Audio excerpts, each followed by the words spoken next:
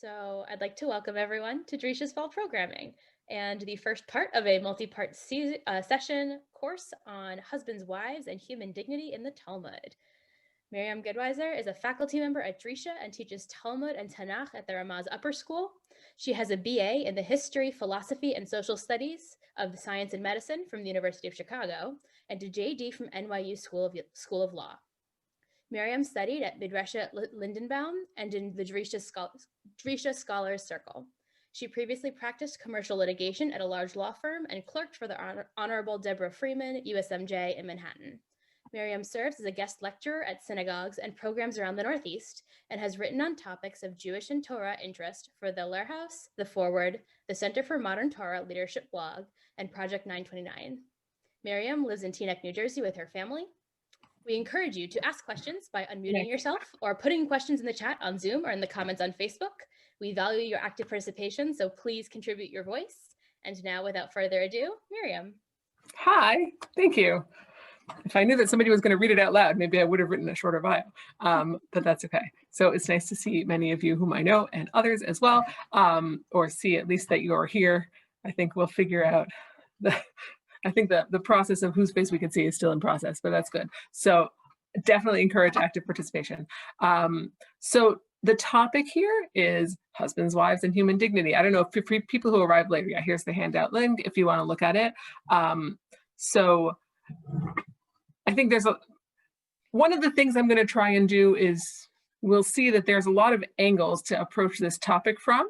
Hopefully by the end, there'll be some threads that connect them all. But today I wanted to start like a little bit, maybe even counterintuitively, let's say, when you hear this topic, you sort of, and I also want, your inclination is like, oh, this is about how, let's connect back to Genesis 1 or Genesis 1 and 2, and sort of humans are made in God's image, and that's like connected to sort of like the separation and then repairing of two humans, right, in the sort of beginning of Genesis, right, that they're sort of both created in God's image, but then they're sort of, you can't be alone, you have to find your partner, but there's some sort of gap there that has to be negotiated. I'm sort of hand waving a lot of that.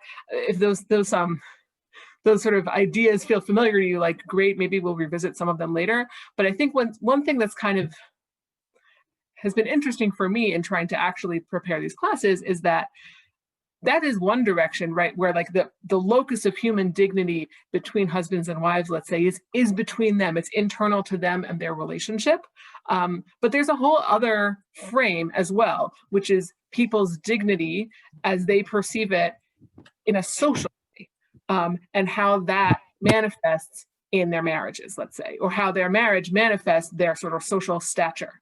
And I would say, so that's where we're going to start today, is sort of the role that dignity maybe is playing in either the role that sort of marital issues are playing in people's public facing persona, or the opposite, right? The role that dignity is playing, or people's perception of their own dignity and maybe shame as the inverse, obverse, whatever, are playing in their marriages. So we're going to look at a bunch of sort of interesting stories. A lot of them involve rabbis. And I think one of the things that is always true and kind of an important disclaimer is that, it's sort of like all unhappy families are unhappy in different ways, right? So the stories that get at this are often not great. Like they're not like touchy-feely, like happy ending stories. Like the happy ending stories of like, then everybody respected each other as full human beings, the end, are like not a story, right? Like where's the conflict there? So often in the Talmud, these stories are kind of stories where at the end you're going to be like, that's it? Like, did they really solve the problem? And I think that like, just as readers, it's hard sometimes to separate like what we think is like, the correct judgment of the characters from like how the text is judging the characters, but I just sort of want to prepare us for ending with open issues, let's say. So great. Without further ado, so I'll share my screen, I think, even though people can obviously follow along on your own screen or in a handout as you wish. So here's my thing. This is a partial screen. Do you guys see the whole thing? I've never gotten a full answer. Okay, like it doesn't look weird to you. Okay, great. So I called it Whose Dignity is at Stake because it's always fun to title things with a question. Whether or not that is what this is really about, we'll see. Okay, so here's a Mishnah that actually, it's a Mishnah from Nidarim that actually starts about people's dignity. So that's a great, and we're going to see it's going to go to marital relationships pretty quickly also. Okay, so Masechet Nidarim is about vows and oaths. It's a lot about what kind of oaths you can take and are they binding, and then a lot of it is how can you get out of your oaths, right? If you read the Torah, there are large sections about oath. There is no hint that you can ever get out of an oath unless you're a woman and the sort of man who controls you dissolves it. But there is a rabbinic idea that you can dissolve an oath. And there's a lot to say about what is it, I guess I'll say a little bit of it, right? The power of Torah Shabbat Peh to sort of change the past and change your words, right? That the rabbis sort of find for themselves this power to help you out of your ill-considered vows. So how you get out of a vow is you have to find what's called a petach, right? You have to find something that if you had known, you would have done differently, right? If you say like, I'll eat my hat, or like, I mean, this is not a great example because it's not formulated as a vow. So we'll leave out the eating of hats, right? A lot of these things have to do with people kind of saying like, you're bargaining with someone and you say, I swear I'll never set foot in your store again if you don't sell it to me for $2, right? And then they're like, actually, it's worth $300. And then the next day, like, you really want to go to their store because you need cucumbers or whatever. So like, maybe you sort of have to say, you go to a rabbi, you say something like, if I had known how hard it would be not to be able to shop for cucumbers there, if I had known that I couldn't get cucumbers in another store or something like that, then they'll be like, okay, you can sort of undo it. So we do like a formulaic version of this for Hatarat Nadarim, some of us. So, okay. So we're talking about vows that people make that later on they regret, basically. And they have to have a way of explaining how they didn't have full information. Okay. So here is a Mishnah about this, right? Potchein la'adam b'chvod atzmo, right? One of the ways that you can sort of help someone find this opening to this translation is very nice, broaching dissolution, right? Is with regarding his own dignity. Ubichvod banav, or the sort of the honor or dignity of his children. So, for example, omrim lo, ilu hayiti odea shalamachar omrim alacha, kachi vesto shel ploni megareshet nashav, right? What if you had known, right? You made an oath that like, I will have no benefit from my wife, or my wife can have no benefit from me until, pigs fly or something, or my wife can have no benefit from me at all, right? Like, meaning you're going to have to get divorced because now you're not. It's sort of like it's worse than I'm going to divorce my wife because it's permanent, right? It's not like you can change your mind. Once you say that, you have a ritual prohibition of staying married, right? So if you did that and we say, did you really think about it? Did you know that now everybody's going to say that's going to become your sort of reputation around town, that you're just like the habitual divorcer, right? And your daughters, right? Their reputation is going to be, it's interesting we pick on daughters, right? I mean, benot grushotain, right? Their mom is divorced. Mara ata iman shel ela lihit garesh, which is interesting, right? Like the way this translation I think is not really right? What did their mother see to be divorced? It's really, what did their dad see in their mom, right? Or like, what did their mom kind of do, right? Like, what's her deal? Something is sketchy about her, and it's going to sort of, that cloud is going to transfer onto your daughters also. Did you know that?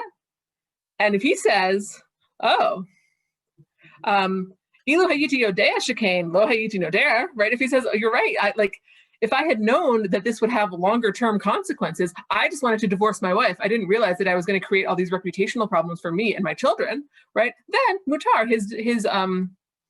his vow is undone. It's untied, literally, right? Mutar means permitted, but that's because it means to untie, right? Like matir asurim means literally to untie people who are captive.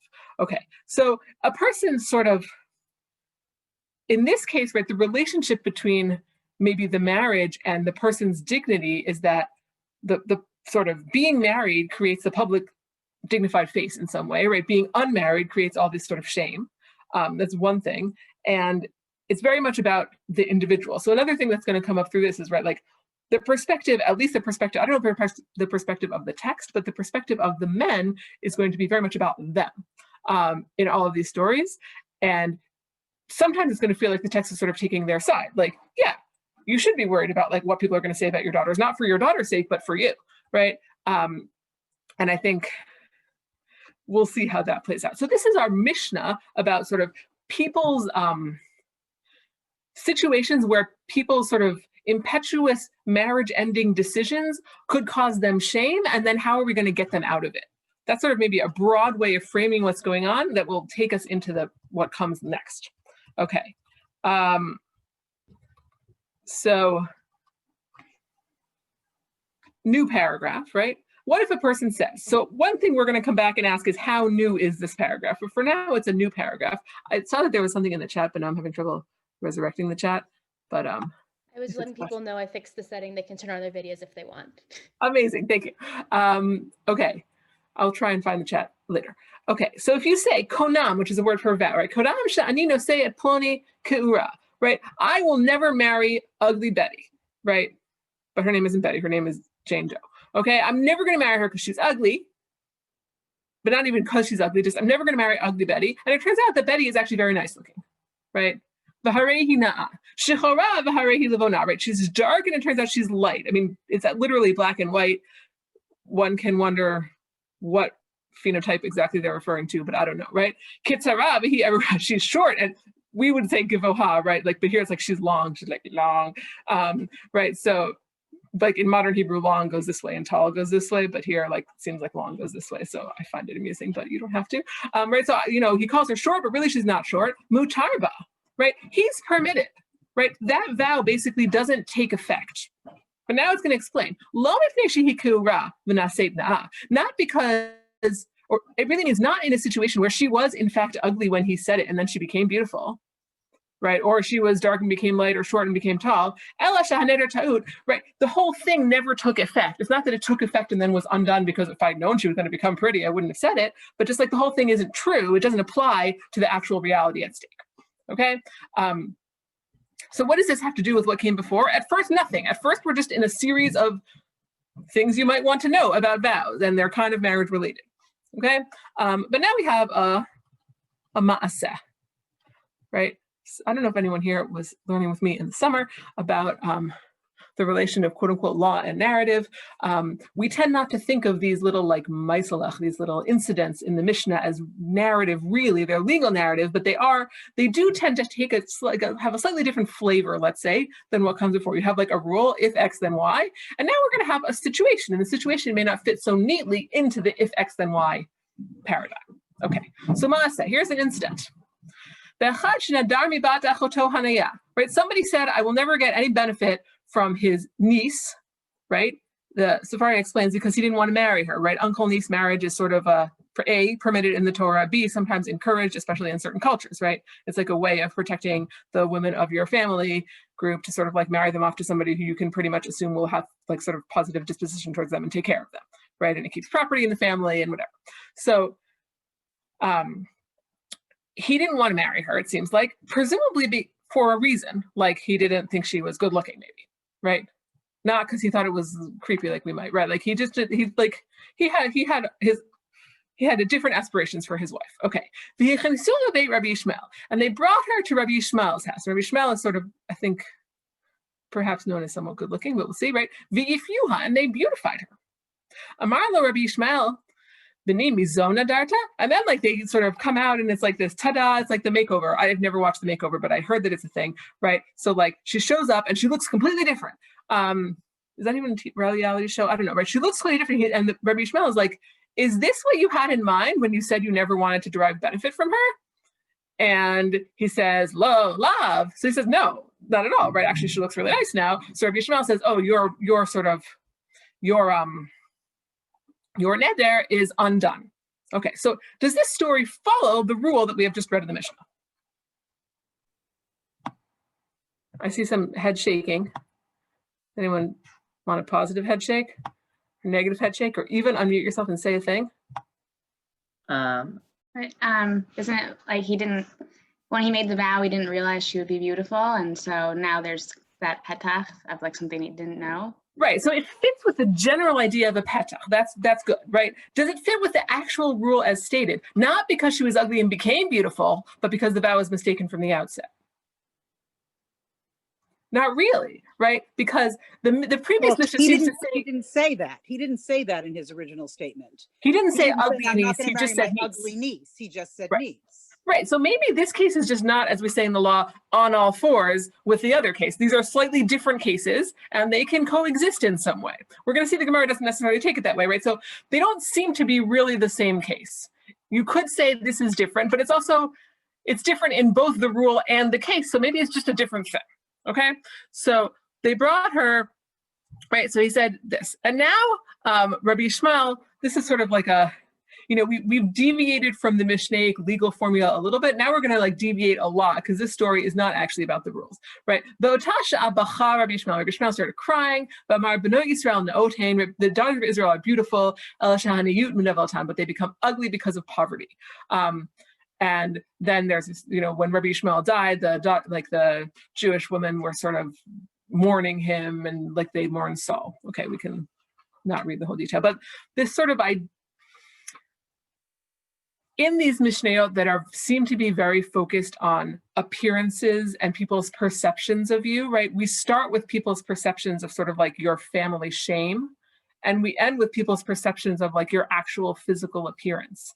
And some idea that there's on the one hand, the rules are dealing with these things as if they're like totally normal and reasonable and good things to think about. Like it's totally fine if you like care more about people casting aspersions on your daughters than you do about like your wife or your relationship with her or whatever it is, right? It's totally fine if you don't want to marry someone ugly. But now like we have sort of an opening, pardon my ba-dum-bum, right? We have this opening of like, but actually maybe this whole construct is like just in a part, a product of an unfortunate situation, let's say.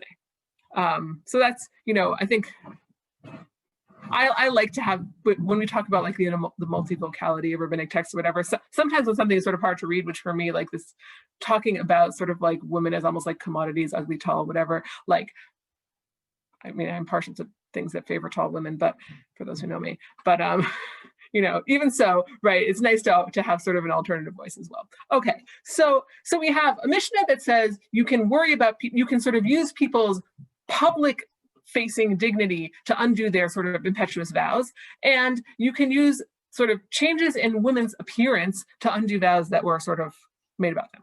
Okay, and we're going to have a series of like a string of different segments that are all they all connect back to slightly different parts of this Gemara, like, sometimes I feel like I need a widescreen thing because my hands go outside.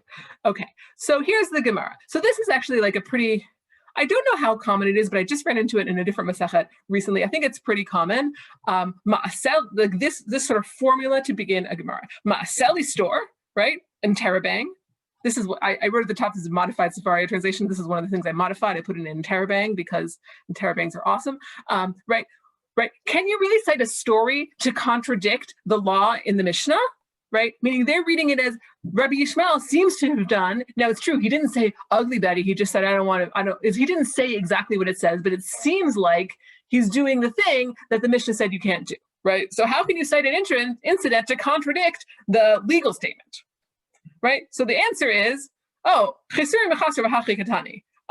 like the Mishnah meant something else, right?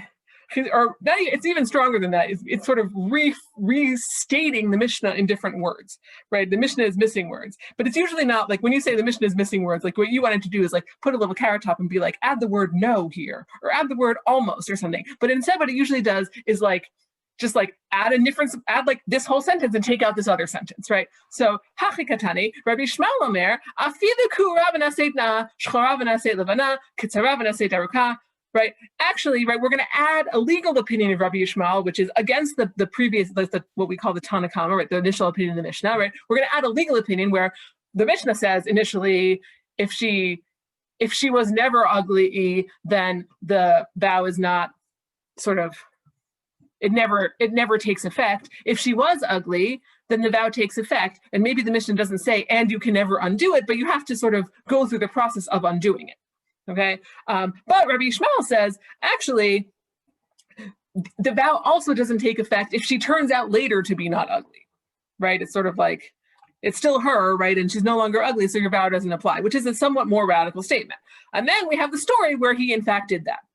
Okay. That's sort of maybe how I'd read it. I'm not super interested in the legal side of it, so I may have just a little bit muddied it. But basically we add, which is super interesting also just in terms of, right, the way that the Gemara seems to relate to the Mishnah, which is on the one hand, right, Rabbi Yishmael can't do something, even though he's a Tana, he has to follow the legal statements in the Mishnah. But like, if he's not doing that, we can just create a legal statement by Rabbi Yishmael that then he follows himself, which is sort of like an interesting textual move, but we'll leave that aside.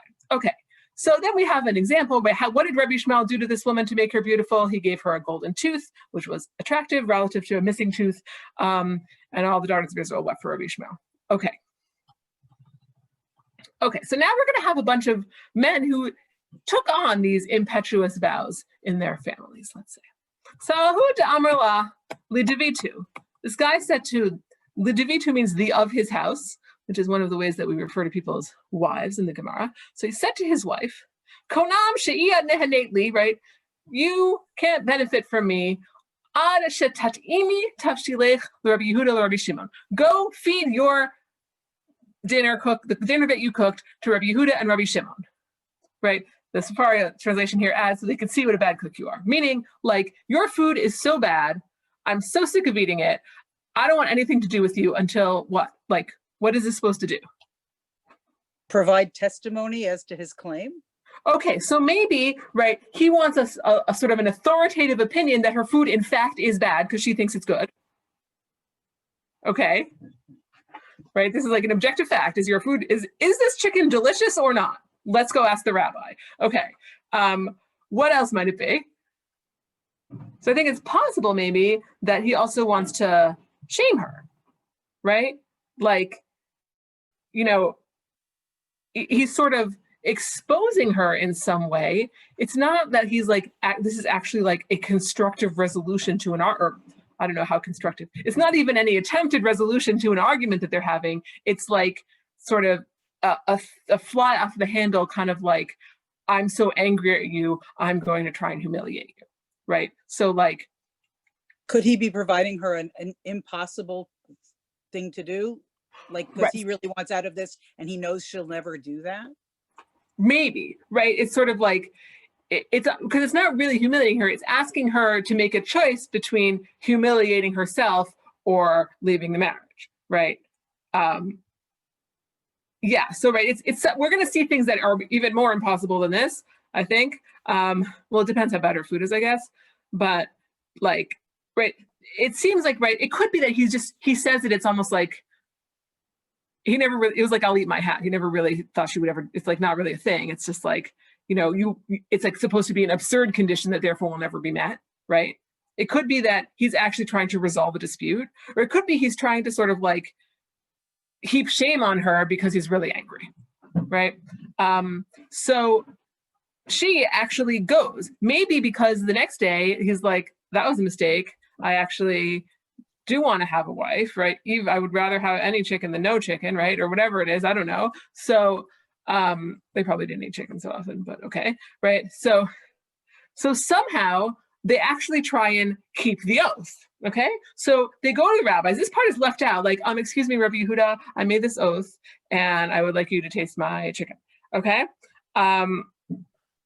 So it's interesting. And nobody here says to the man, right, did you think about the fact that this would shame you and your daughters, right? Like what we had in the Mishnah, which was like somebody who makes an impetuous oath to end their marriage, you can kind of undo it, right? Nobody does that. Maybe because they feel like they don't have to, because Rabbi Yehuda ate it, right? He was like, okay, I can help you out. Meaning he doesn't see, it doesn't matter that whether he does or doesn't resolve it, right? He just like fulfills the condition of the vow so they can go back to being married, however functional or dysfunctional that marriage is, okay? And why does Rabbi Yehuda do it? So it says, Amar Kal V'chomer. We're going to see a sort of more expansive version of this in a bit, I hope, right? He made a sort of a Kal V'chomer argument, an a fortiori inference, as they say here, right? Meaning the Kal is going to be him, right? If this other thing, all the more so for me. Okay. Ma la'asot shalom be'ini shlishto amatara shmish nichtav b'kedusha yimacher al hamayim hama'arim. That misplaced period there, right? Bisafek, right? So just as, right, if in order to create peace between a man and his wife, the Torah said, my name, which was written in sanctity, should be erased by the bitter waters, even for sort of a doubt, meaning when it's an uncertain situation. So what are we talking about? Erasing God's name, creating peace between men and women. I feel like some of you may have learned this with me many summers ago. I don't remember. We're talking about Sota. Yeah, we're talking about Sota. I don't know who, were any of you there? Yeah, right. So we're talking about Sota, right? This is like the classic rabbinic formulation of the Sota ritual, is that its purpose is to restore harmony between the couple, right? So like a man suspects his wife of cheating on him, and he drags her to do this sort of trial by ordeal thing, and assuming that it turns out she's sort of vindicated by it, then they could go back to being happily married again, right? Again, like, I don't know to what extent we can or can't import our imagination of how we would feel if that happened to us into that situation, but that's certainly like the rabbinic framing of it, which is not, by the way, necessarily even like the pshat framing. If you read the text, it doesn't seem like, it seems like the purpose is sort of to find her out, not necessarily to restore their harmony. But right, the rabbinic framing is that this ritual is what allows them to sort of resume their marriage if it works out properly, meaning if she's innocent, right? And the ritual involves writing God's name and then sort of erasing it in the water. And they make a big deal out of this in a lot of different sugyas, right? That like God's name, if you can even erase God's name for the sake of marital harmony, then like there's many other things you could say, like all the more so X, Y, Z, right? That's such a big deal. And if you can do that for the sake of marital harmony, then like other ways of creating peace are also, you know, allowed, right? You can make, okay. So, and this is even if it's uncertain, because it could be that she's guilty and she's just going to explode or whatever happens to the Sota when she has in fact committed adultery, right? So like we can erase God's name for the sake of maybe saving a marriage, right? All the more so, ani ala chat v'chama v'chama, right? All the more so I, little schlubby Rabbi Yehuda, should be willing to eat somebody's burnt chicken so that I can help these people stay married, right? Meaning like my honor as the rabbi is not important enough to outweigh their sort of like this issue. I'm not going to be a stickler for my kavod. He doesn't use the word kavod. I'm inserting it here, but I think it is there. It's pretty close to the surface, right? I'm not going to be a stickler for sort of like my status if God is not even a stickler for God's status in these circumstances, okay? So that's Rabbi Yehuda. Very nice, sort of like a nice package, right? And in some ways, the husband's inflexibility about his honor requires a third party to become flexible, right? Like he's sort of in some ways, he's like modeling for the husband what he could have done or how he could have behaved. And you sort of, it's an interesting pedagogical move, right? On the one hand, he's not just like, you idiot, I can't believe you did that, never do that to your wife again, blah, blah, blah, blah, blah, right? So he doesn't really make you could see him as kind of condoning what the husband has done, but at the same time, he's also like modeling for him maybe like a different approach to thinking about yourself and others, let's say. But so that's Rabbi Yehuda, very nice. Rabbi Shimon lote, but Rabbi Shimon wouldn't eat it. So that, even though Rabbi Yehuda made this like sort of minor sacrifice of his honor, Rabbi Shimon, it didn't help because Rabbi Shimon wouldn't do it. So the vow is still standing, right? Amar, yemutu kol bnei almana, right? Like they should all die, right? The husband could die, then she'll be a widow, then all her children can die. I don't care, meaning I will never eat this food. I am a north-going Zax and I only go north for the Dr. Seuss fans among us, right? Like I will never eat this food, right? Like I don't care how long it takes. I will never eat this food.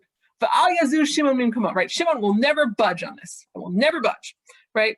Oh, they do translate as budge. Very nice. Okay. V'od ki hechi lo litargum minda. And also, by the way, it's not just that like I'm a stickler for my honor, it's also bad policy to help people out of these jams because it just encourages them to make impetuous vows. And people have to see that making vows is sort of leads to bad consequences, you know, basically sacrifice this one family and everyone else will stop doing these stupid things. Okay, so like, you know, from a policy perspective, I guess, certainly the latter thing, I guess one can understand. If we read the, I don't know, who do you think the text likes? Which approach do you think the text likes? If there are any clues. I'm not sure there are clues, but what do you think? Well, who thinks the text like is sympathetic to Rabbi Yehuda? Okay, I see a hand. 2 hands. Hi, Mom. Okay. Okay,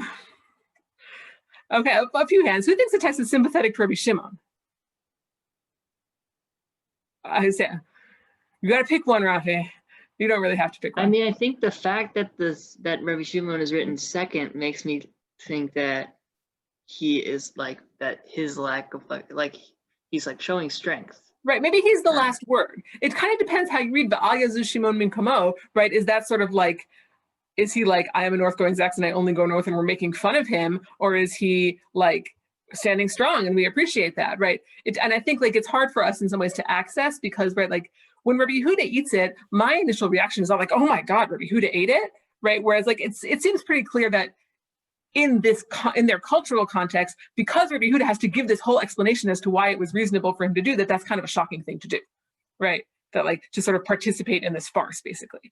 But this is sort of our first situation where a third party has a chance to sort of sacrifice some of their public-facing dignity for the sake of these sort of foolish people, essentially, for this person, okay? So we're gonna have a few situations like this.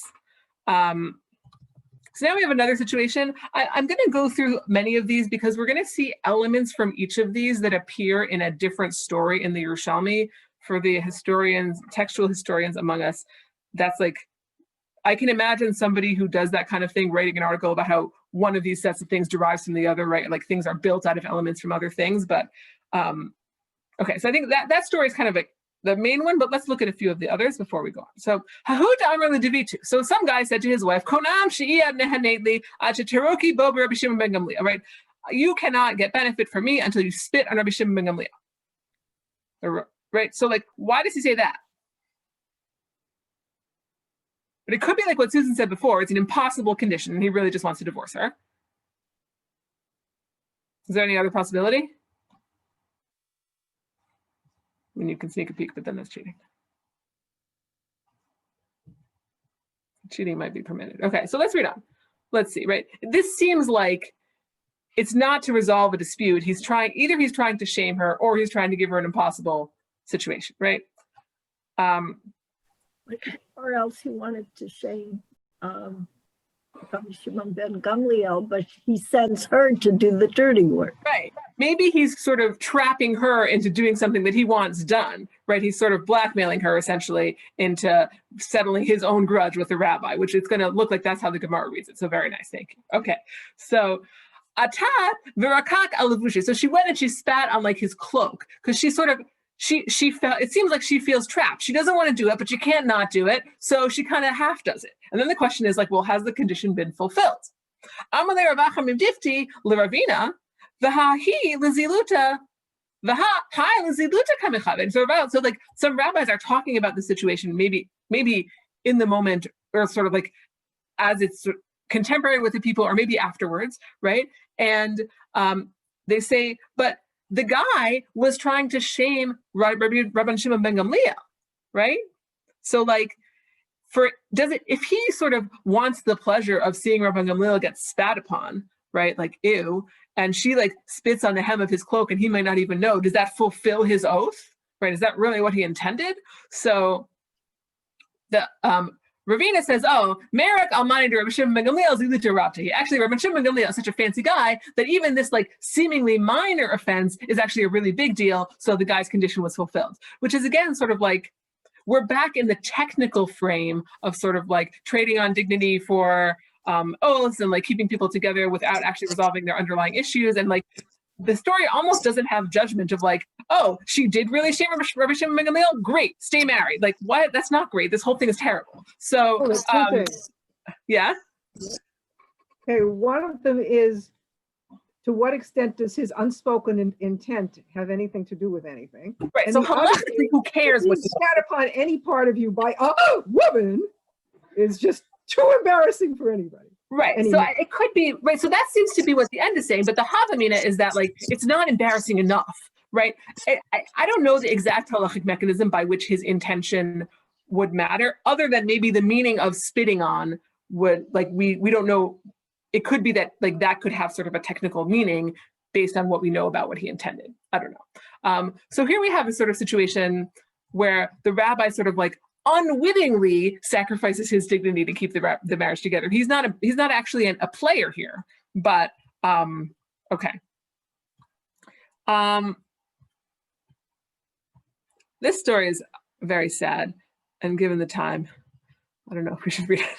I'm going to skip it. You can look at it. Basically, somebody says to his wife, I'll read the beginning. He says, Konam she'iyat nehanei li achatiri mum yafa shabach Rabbi Yishmael Rabbi Yossi. He says, like, right, you have to show some beautiful part of you to Rabbi Yishmael, son of Rabbi Yossi, meaning like, this seems kind of like he's basically like, you are so ugly, like, I don't want to stay married to you. Go find a rabbi to say that to prove that you're not ugly. It's kind of like dispute resolution, but not really. It's really just sort of like shaming, essentially. And he comes to Rabbi Yishmael Rabbi Yossi, and Rabbi Yishmael Rabbi Yossi is sort of like goes through all of her physical attributes, and like his students are like, nope, that's ugly. Nope, that's ugly. Nope, that's ugly. And then he says, what's her? Maybe she has a nice name. And he says, well, her name is Lichluchit, which means like dirty, right? She's like Cinderella. So Rabbi Yishmael says, oh, well, her name is perfect, right? So I found a perfect thing about her, essentially. So he undoes the vow, but like at the expense of sort of just like dissecting this poor woman's appearance and like really not very nice. So I don't know what to make of that story other than, right, like in some ways we're in this head frame of sort of like, you have the vow and you just have to do it and it's fine. And like, it's sort of technically fulfilled. It feels almost like Rabbi Yishmael is clever, right? He's clever because he found a way to keep them together, but like at her expense. So like, if, maybe to me, like the most charitable reading here could be like, there's an implicit critique, right? That like, if in order to keep them together, you have to call her dirty, then like obviously something is wrong from the get-go here. Okay, but here's the sort of the last or the next to the last. This is our last story here. This story also has a parallel. I don't know that we're going to be able to read both parallels, so maybe we'll have to keep this story in mind for another time. Okay. Hahu ba Ravel. Desalik la'arad Israel. There was a Babylonian guy who went up to Israel, right? They speak different languages, or they speak very different dialects of Aramaic in these two places at this time, just like that's going to be important for this story. So he shows up in Israel, and Nasi V'Tada, and he marries a woman, right? And I'll sort of say off the bat, I first learned this story from somebody named Donnie Siegel, who was visiting Drisha many years ago, and he gave a lecture called Men Are From Babel, Women Are From Eretz Yisrael. And you can listen to it on Drisha website if you want, and then it will be perhaps better than what I'm going to say, but it was interesting, right? So it seems like, right, he just like marries her right away. He sort of like shows up in Israel, marries this woman, and then like he says to her, Bashili, so there's sort of like a lot of stuff is missing here, right? It's sort of like day one, show up in Israel. Day two, marry a woman. Day three, he says, hey, bake me 2 talfes, right? Or cook me 2 talfes, right? Sort of like, like any of the sort of like acclamation that may or may not have occurred either in Eretz Yisrael or in the marriage is absent from the story, which maybe is going to come out in what's about to happen. So he marries a woman and he said, Bashilali tre talfe, bake for me 2 talfes, right? Talfes, apparently, in Babylonian Aramaic means calves' feet, and in Palestinian Aramaic, shall we say, means lentils. Okay, oh, sorry, my mistake. Calves' feet is in a different story. Maybe that's how some people read it, actually, but the way they translate it here is, right, it's basically like he said, cook me a couple of lentils, right? My mother drove into me that a couple really means 2, but some people use a couple to mean some, right? She's smiling because it's true, thank you, right? Some people use a couple to mean some, and he was doing that. He said, bake me a couple of lentils, and she made exactly 2 lentils, okay, which is not a meal, right? Or you could read it as 2 cows' feet versus 2 lentils, right? One is a meal and one is not a meal. So she makes him 2 lentils. Ratachala, and he gets angry at her, right? And then like they move on, right? Why did she do that? Maybe her name is Amelia Bedelia, but why else might she do it? Well, we don't know, right? So let's see. Right, maybe there's something absent in their relationship and she's sort of being passive aggressive about it. Right, that's one possibility, is that she knows what he means and she's doing the opposite. Alternatively, she doesn't know what he means and she's trying to do her best, right? Or maybe there are third possibilities also. So, but he gets angry rather than sort of, he doesn't even say he tells her that what she did wrong. He just gets angry. So meaning the next time he says it, she's going to know that she did the wrong thing, but she might not know what the right thing is because he hasn't explained their language barrier. Okay, L'machar amar la b'shili li geruya. Right? So the next day he was like, okay, she apparently needs exaggeration, right? So bake me a ton of lentils, and she made him a literal ton. I mean, it's not a ton, a gariva, sorry, like it's a lot, right? It's like many meals worth of lentils, right? There's lentils in the freezer until Pesach, or through Pesach for them, and no freezer, but okay. So, right, so she made him a literal ton. So he doesn't get angry again, but it seems like that night he says, Zil aitili tre butzine. So he says, okay, get me 2 squashes or 2 gourds, right? Azlad v'aitile tre shrage. So she went and got him 2 candles, which are similar to gourds in that by candles we mean like clay lamps with oil in them, right? They're like gourds, they're sort of hard on the outside and can carry stuff on the inside, right? So you can imagine how the same word could mean those 2 things in 2 different places. So maybe he wants to eat lentils with gourd, I don't know. So she goes and gets 2 candles, right? So this is like their 3rd miscommunication. Amarla zili tavriyaton al reisha devava. He says, okay, go break them on the head of the gate, let's say. Okay, so now things are going to become even more absurd. Why does he tell her to break them? He's angry at her. Right, it's kind of like, yeah. Speaking of Amelia Bedelia, which I've read many times, right, there's this part where the whatever their name is, Mr. and Mrs. Rogers, if people don't know Amelia Bedelia, I'm sorry, but, right, they say, oh, go away, right? Like he's basically just saying, go jump in a lake, right? Like you are impossible, I can't talk to you, just like go away and take those stupid things that I didn't ask for with you, right? That's sort of, I think, the straightforward way to read it. There may be another way, which we'll see soon. Okay, so he says, what's the head of the gate, right? Like sort of like, you know, the big wall or something, right? That's what he seems to mean. It turns out, Havayati Bava ben Buta abava. At the gate of the city, there was a guy named Bava ben Buta, who we may have heard of in other situations. He's the last rabbi to get smicha from like Reb Meir, I believe. Or maybe he gives smicha to the rabbis of the Mishnah, right? He's sort of like the lone survivor, the last of the Jedi, right? Who carries on the tradition after like a lot of the rabbis get killed in the Hadrianic persecutions. So Bava ben Buta is sitting at the Bava, the gate, the Ka Dain Dina, and he was, conducting himself as a rabbi, judging cases, right? Azlat v'tavrat al reishi, and she goes and she sort of cracks these 2 clay pots on his head. Okay, ha ha, but like also what? Amarla mahadein da'av. He's like, what are you doing? Amarle kach tivani ba'ali, and she says, well, that's what my husband told me to do.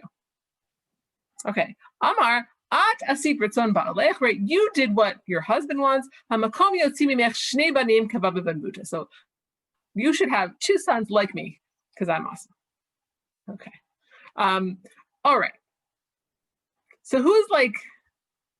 We have 3 characters. We have the husband, the wife, and the rabbi. Let's call it. So the husband, in one case, seems sort of like the simplest to understand, right? He's the sort of newcomer to Bavel, but it almost like hasn't occurred to him that maybe he doesn't understand what's going on, right? Like maybe the things that I'm saying don't mean what I think they say to the other people, right? Like let's say we take this as just pure miscommunication, like the one of them who should understand that, who's quote unquote responsible for the miscommunication.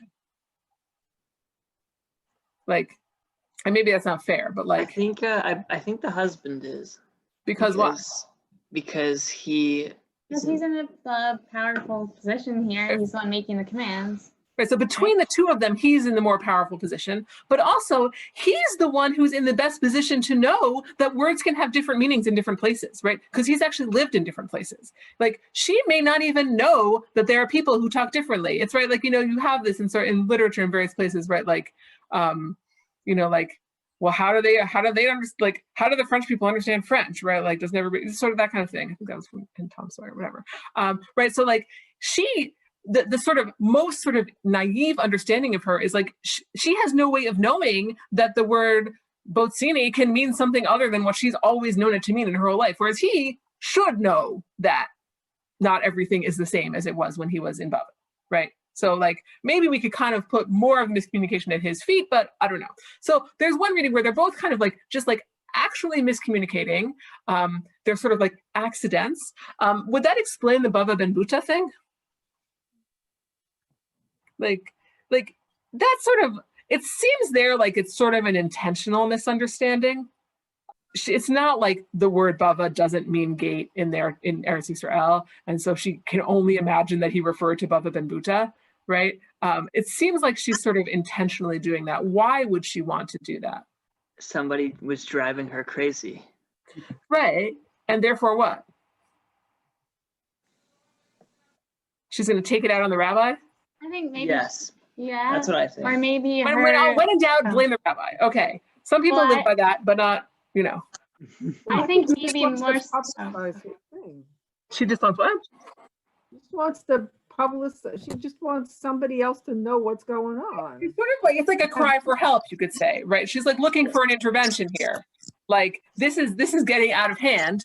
One thing that Johnny Siegel pointed out, which I thought was super interesting, is right. How do you open an actual pumpkin?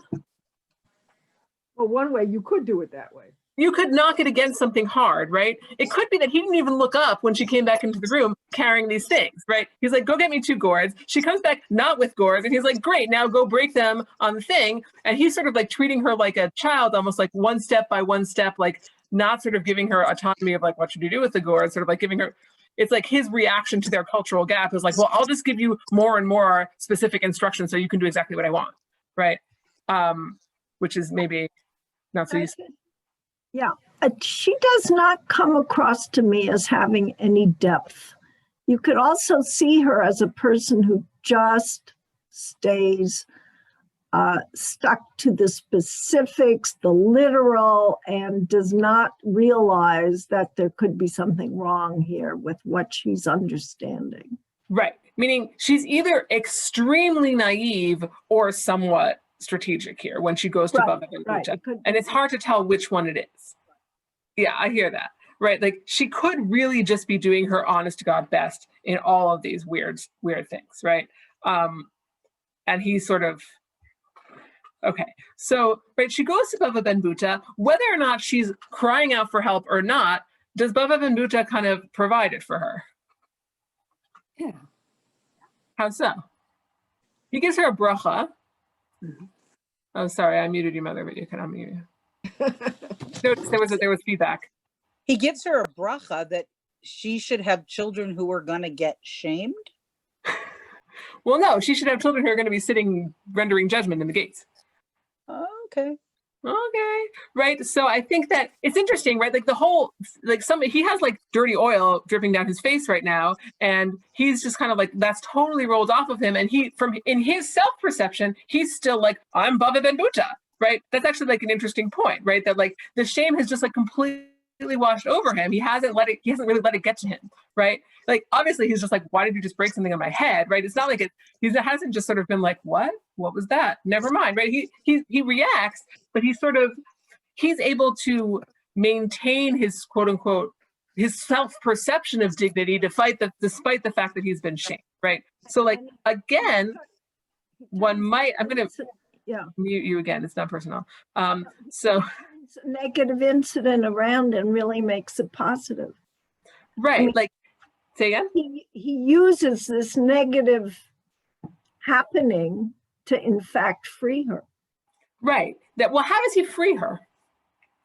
Well, because she has fulfilled the husband's instructions, and because of that, she's obviously wonderful.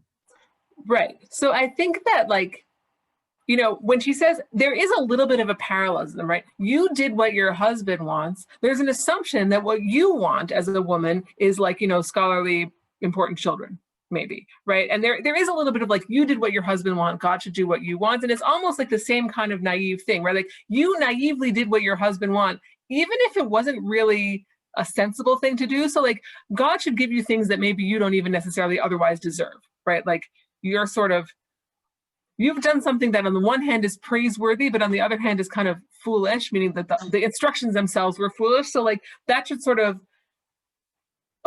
create an opening for you to get something extra from God. We have prayers similar to this sometimes, right? Like, Rachel will say, just as I sacrifice, so to you, God should sort of like do something that Bnei Israel don't deserve. It's famous midrash if you know it.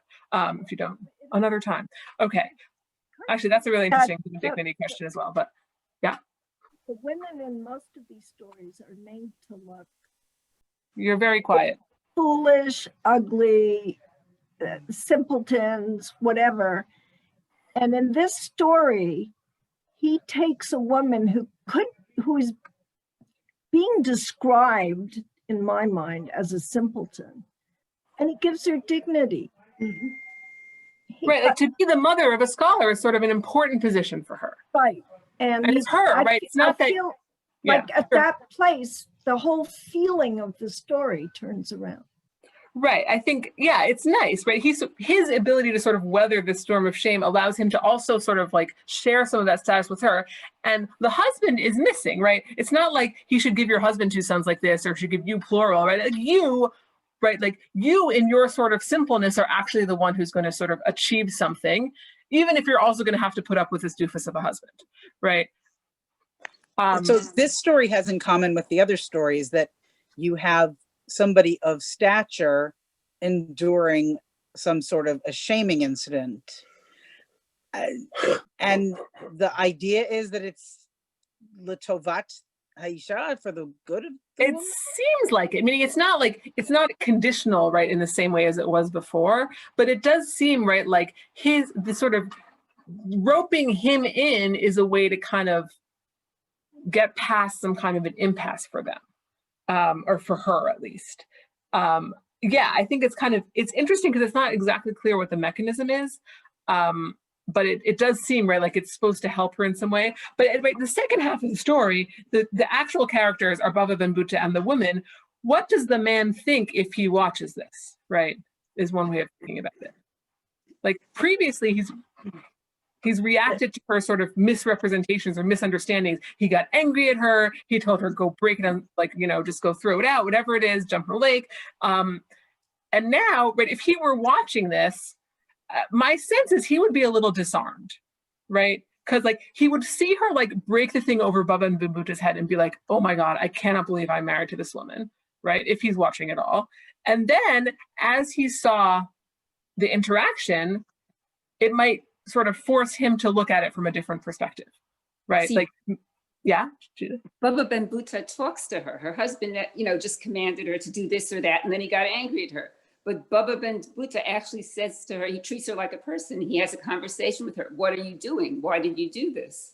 Right. Even right, instead of Ratach Allah, the husband, he just gets angry, but he doesn't even ask in his anger, why would you do that? Right. This sort of like theoretically hypothetical question, right? What's wrong with you? But like maybe that would have been an opening for her to actually explain, right? So Baba Ben Buta again has kind of modeled something that if the husband were to pick up on, could turn things around. Very nice. So I want to move on to the last story. I'm going to skip this. I will have to come back to it another time. There's another story. Well, I'm not going to skip. Sorry, they're in the correct order, actually. There's a story number 3, which maybe we'll come back to a different week. I'll have to put it in a different context. But another sort of wives bringing the wrong order from the menu, shall we say, but a little more sinister version of a story like that. That's a little, stay tuned. Come back if you want to know more about wives who serve the wrong food next week, or not next week, some other week. So here's a story from the Yerushalmi, which has a lot of the elements that we've seen. And it's going to sort of tie them together. Not necessarily that much new, but I think it's sort of, this one is a little more touching. Okay, so Rav Zavdia Chatin Rabbi Levi have Mishtai Hadenuta. So this person, Rav Zavdia, who's the son-in-law of Rabbi Levi, used to tell this story. Rabbi Meir Havayalef Darish B'Knishta. Rabbi Meir used to go and expound in the synagogue. He would be the preacher, right? De Chatma, in Chatma, right? He was the preacher, the itinerant preacher, maybe in this place, or Chamta, sorry. Kol Leile Shova, every Friday night. V'havatana Chade Itata Gilitha Shamakale. And there was a woman in that town who used to go and listen to him. It's interesting, it says listen to his voice. Like exactly why she's there is a little ambiguous, right? Like, does she just like sort of like the Avira? It's not clear that she's like a scholar, right? She just like likes the idea of being there and sort of listening. It's not clear that she's even learning or getting content, but she wants to be there. Okay.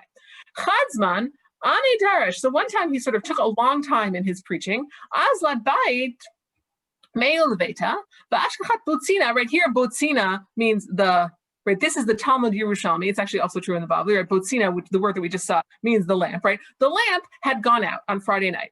Amar Labala, Hein Havin, her husband's like, where were you, right? Like, the timer already ran out. Like, it's really late, and now we have to have dinner in the dark, right? Amar Le, Mishma Akali Didrish, she says, listening to the preacher. Amar La, Mikach v'kach, b'leita hi itita ola l'kacha b'leita, right? Ad zman jahi azla v'rakaka go apoy dedrusha. He says, like, basically, there's a lot of words in here. Part of that is just like the style of this sugya. It has more words than we're used to if you are sort of familiar with Babylonian Aramaic. But I think mikach v'kach is like, how did I translate it? Thus and such, right? Like he's sort of like sputtering, right? Like thus and such, right? You know, this woman will never enter this house again unless you go and spit in that preacher's face, right? He's sort of like, he's externalizing it onto like, maybe he's a little jealous, right? Like the preacher, why are you listening to the preacher and not listening to me? So she's, again, in the position of some of the women we saw before, where she has this sort of impossible condition to fulfill if she wants to stay married. Okay, but here we have a backstory as to how did it get there, right? Which on the one hand, we're very sympathetic to her. On the other hand, like, we get that she did leave her husband alone. I mean, we will see later in this course all these stories about men who leave their wives alone, and the women are clearly like the sympathetic figure, right? Like if you sort of, even though the men go to learn Torah, the woman who is left home alone is sort of, she has a legitimate claim in some way. Okay, so Tzafar Rabbi Meir Ruach HaKodesh, but here Rabbi Meir, right? It's also fleshed out in this. Rabbi Meir sees with Ruach HaKodesh, right? He's divinely inspired. He gets sort of a glimpse. There's another version of the story that Eliyahu Navi fills him in on the secret of what's happened. So there's this woman who's in this impossible position where she has to spit in your eye and she doesn't know what to do. So he pretended that he had an eye ailment. He's